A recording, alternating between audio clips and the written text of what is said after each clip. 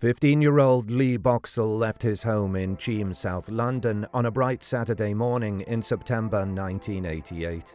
He never came back. There was no warning, no note, no clear plan. Just a quiet teenager walking through a familiar neighborhood, and then nothing. By all accounts, Lee was a happy, football-loving schoolboy. He met a friend in town that day, said he might catch a football match, but he never arrived at the stadium. Hours later, when he didn't call home like he always did, his parents knew something was wrong. His disappearance sparked one of South London's longest-running missing person investigations. But it would take over 20 years before a new witness stepped forward, pointing detectives toward an unexpected and disturbing location. And that's when everything changed. Welcome to Bad Things. Join us as we investigate the disappearance of Lee Boxell, a boy who vanished in broad daylight, and a case that uncovered the dark underbelly of a seemingly quiet town.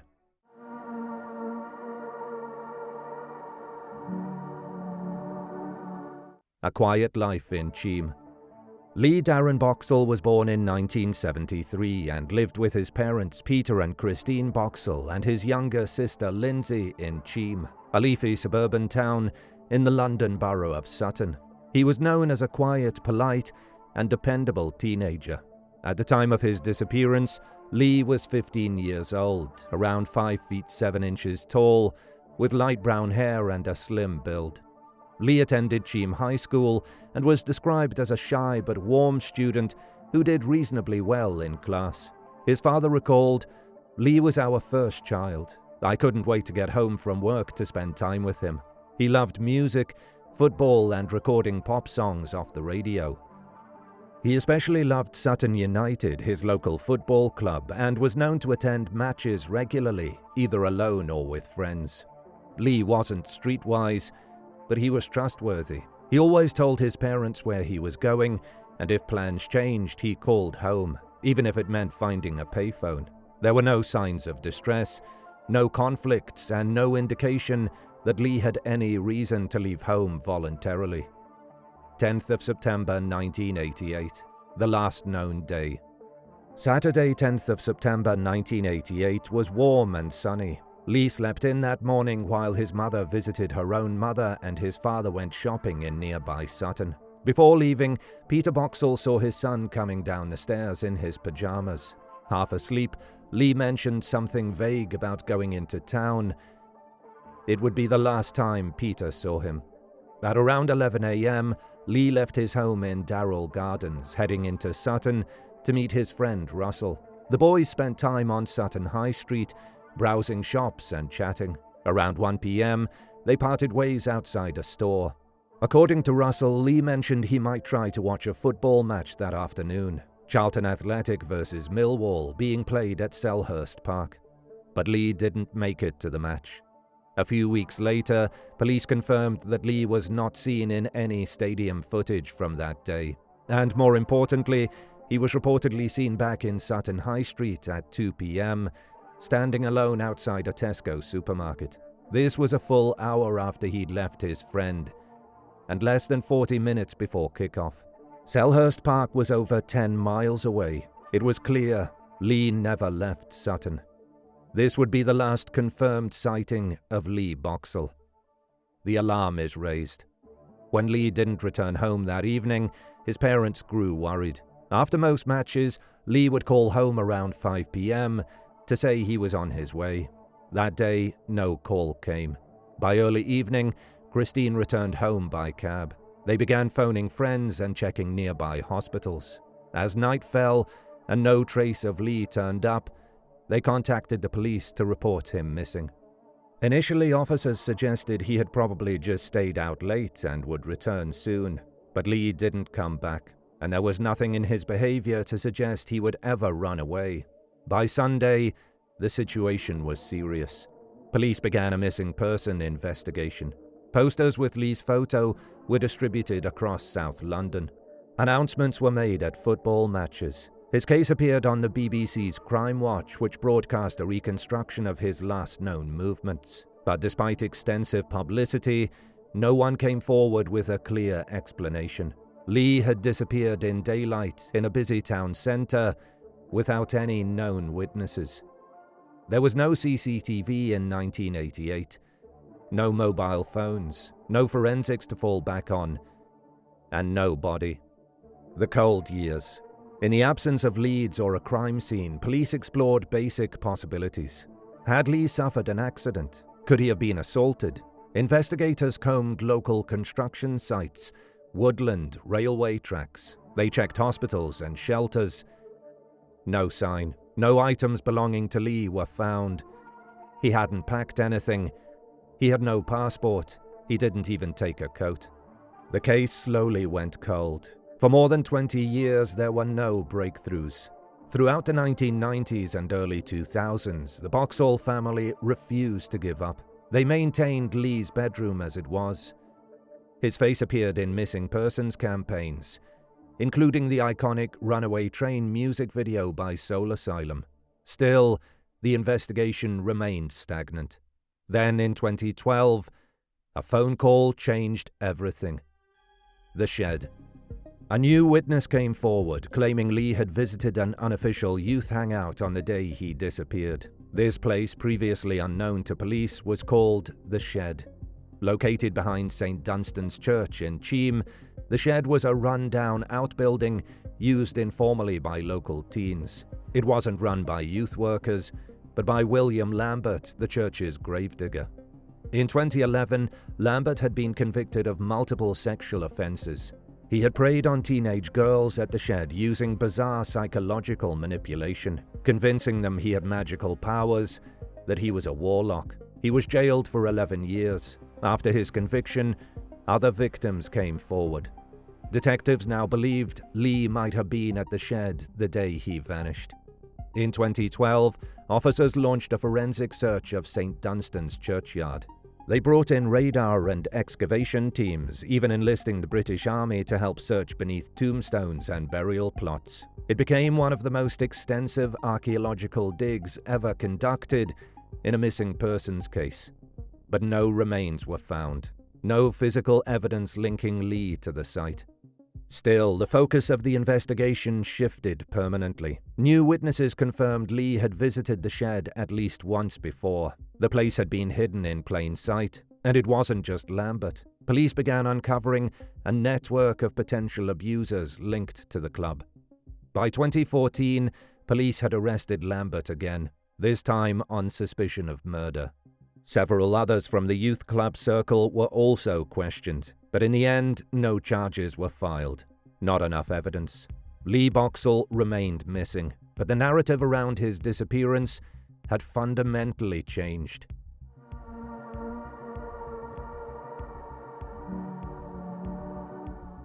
In the decades since Lee Boxell disappeared, police, journalists, internet sleuths, and members of the public have all offered competing ideas about what happened to him.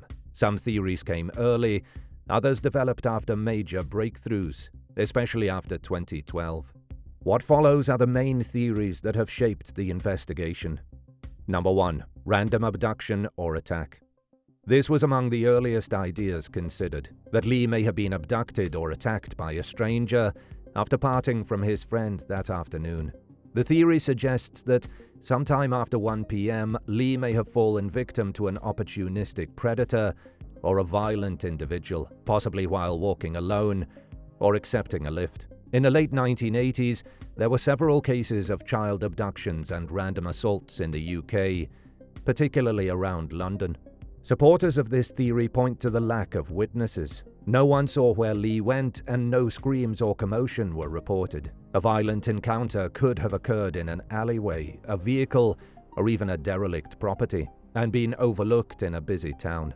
But the theory has limitations. Sutton High Street was crowded on Saturdays. Lee vanished in broad daylight, on familiar turf with no obvious struggle, and no reports of suspicious individuals. Still, in the absence of a crime scene, this remains a possibility that cannot be fully ruled out. 2. Voluntary disappearance. Some suggested, particularly in the early days, that Lee had simply run away from home. He was 15, quiet, perhaps reserved, and might have been struggling with something internally. Could he have decided to start a new life elsewhere? Teenagers sometimes do vanish of their own accord. However, this idea lost credibility quickly. Lee took nothing with him. No clothes, no bag, no money beyond £10. His parents said he was looking forward to school and football. And perhaps most critically, Lee always called home if his plans changed. Police later stated publicly that they did not believe Lee ran away. No credible sightings ever surfaced. In 35 years, not a single confirmed clue emerged to suggest Lee started over elsewhere. Still, the theory lingers in online discussions. Number 3. The Brian Field connection. In the early 2000s, a disturbing figure entered the conversation. Brian Lunn Field, a convicted murderer and sex offender.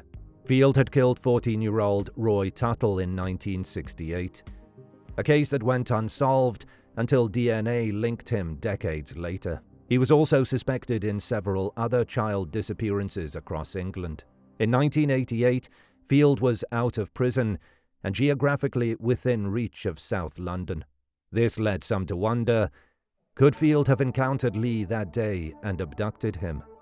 Though chilling, the theory lacks hard evidence. There is no direct link between Field and Lee, no known sightings, and nothing placing Field in Cheam or Sutton on that date. Police explored this possibility, but gradually shifted focus elsewhere. By the mid-2010s, investigators no longer considered Field a viable suspect in Lee's case. Number 4. Wrong place, wrong time. The shed theory. By 2012, the investigation took a dramatic turn when a witness revealed that Lee may have visited a local youth hangout known as The Shed, located behind St. Dunstan's Church in Cheam. The Shed, it turned out, had been run unofficially by William Lambert, the church's gravedigger, who had recently been jailed for historical sexual abuse involving children who frequented the location. According to this theory, Lee may have shown up at the Shed on 10th of September 1988 and witnessed something he wasn't supposed to see, possibly an assault. In response, he may have been attacked or silenced to prevent him from telling anyone. Some witnesses later recalled hearing within days that Lee was dead. Others alleged that Lambert or his associates may have bragged about hiding a body. A few even claimed that Lee had been buried in the churchyard, though extensive searches later turned up no remains. Police took this theory seriously. Lambert was arrested on suspicion of murder in 2014, along with several others connected to the church club. All were released without charge, but detectives continued to treat this line of inquiry as the most promising. Lee's parents also came to believe this was the likeliest explanation. That said, no one has confessed, no physical evidence has been recovered, and without Lee's body, the case remains circumstantial. Number 5. A known circle, a silent pact. Closely tied to the Shed theory is a variation, that Lee wasn't killed by Lambert alone, but by a group of adults or older teens, perhaps even a network, who were using the Shed to exploit minors. This idea holds that Lee might have been targeted not just by one man, but by multiple individuals who either participated in or helped cover up the crime. Some suspects arrested in 2013 to 2014 were part of this alleged circle. According to some witnesses, a culture of silence surrounded the Shed. Teens who attended were pressured to keep secrets. If Lee had spoken up or challenged what was happening, it could have triggered a group response to protect themselves.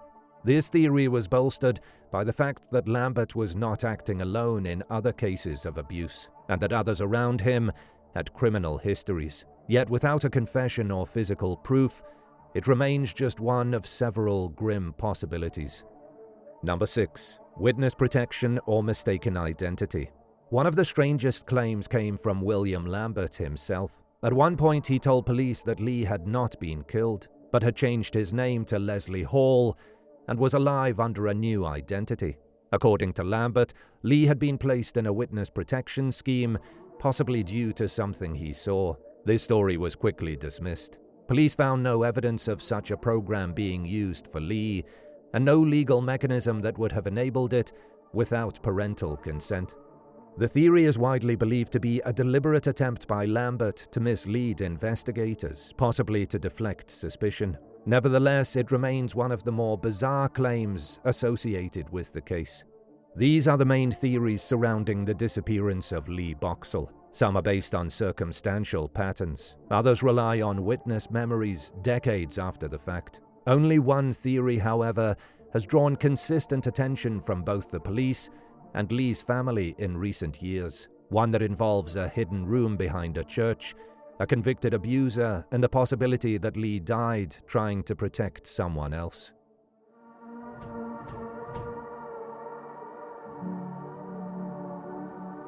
Of all the theories investigated in the disappearance of Lee Boxell, only one aligns with the timeline, known behaviors, and witness accounts without relying on unlikely assumptions. The most plausible scenario is that Lee Boxell was killed on the afternoon of the 10th of September 1988 after witnessing a sexual assault at an unofficial youth club known as The Shed, and was silenced to prevent him from speaking out.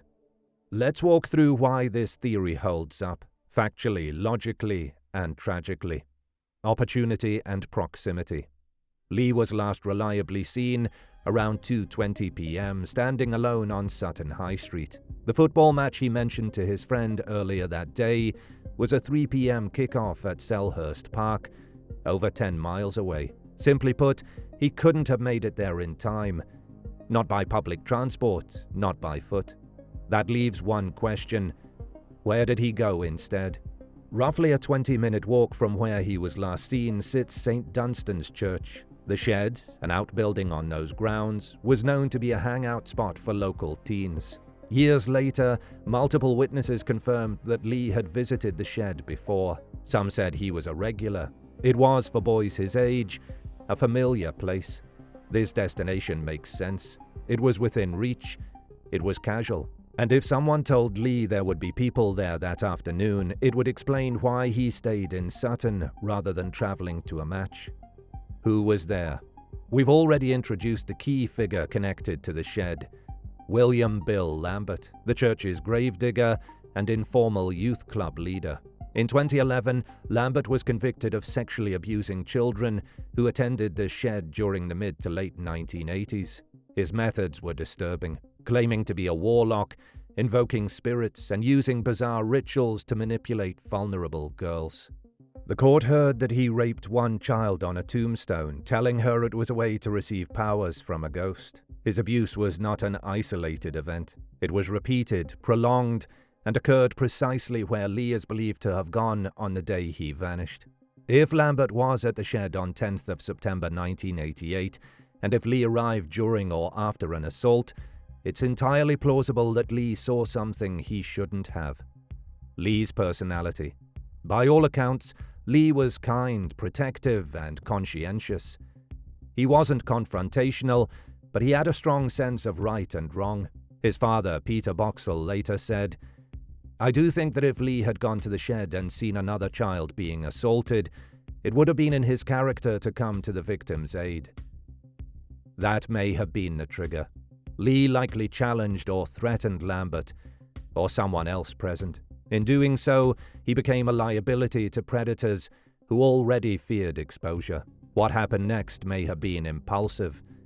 An argument turned violent, a fatal blow in a panic. Or it may have been more calculated, an intentional silencing.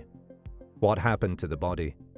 Lambert had access to the churchyard, the tools of a gravedigger, and knowledge of freshly dug graves.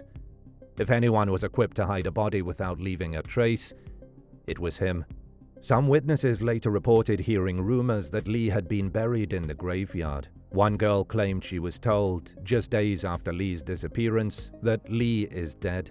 Others said Lambert bragged about burying him, though whether that was boastful posturing or an actual confession is unclear.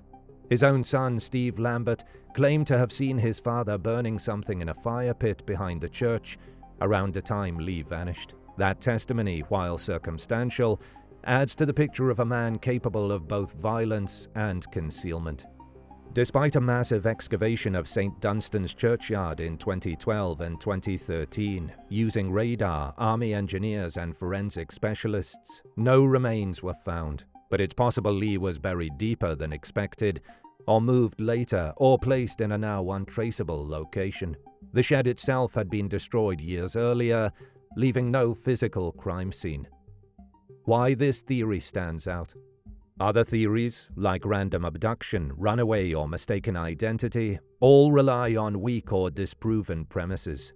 Runaway? Lee had no reason to leave. He had no packed bag, no plan, no motive. Random attack? In a busy town center in daylight, with no witnesses, it stretches plausibility. Bryan Field or external predators? No direct link, no sightings, no known presence in Sutton. But this theory doesn't require invention. The locations are real, the predators are real, the timing fits, the behavior fits, the silence fits, and the aftermath, the rumors, the arrests, the lingering gaps, reinforces the conclusion. This is Occam's razor in action, the simplest explanation with the fewest assumptions. Why it was never proven. Even with circumstantial strength, cases without a body are difficult to prosecute. Lambert was arrested in 2014 on suspicion of murder, but there wasn't enough evidence to charge him. He died in 2021, never admitting any role, though some say his stories change too often to be innocent. Police believe others may have helped cover up Lee's death. In fact, in a 2019 appeal, Detective Chief Inspector Kate Blackburn said, "We believe more than one person was involved in covering up what happened to Lee. This isn't just about who killed Lee, it's about who stayed silent." The ongoing search. Peter and Christine Boxell no longer believe their son is alive. What they want now is simple. A place to bury him, a chance to say goodbye. Police still offer a £20,000 reward for information. They still search. The family still hopes. If someone knows something, even 35 years later, it's not too late. As Peter said in a recent appeal, "If Lee was murdered, and I think he was, there will be no justice, but there could be truth, and that's all we want."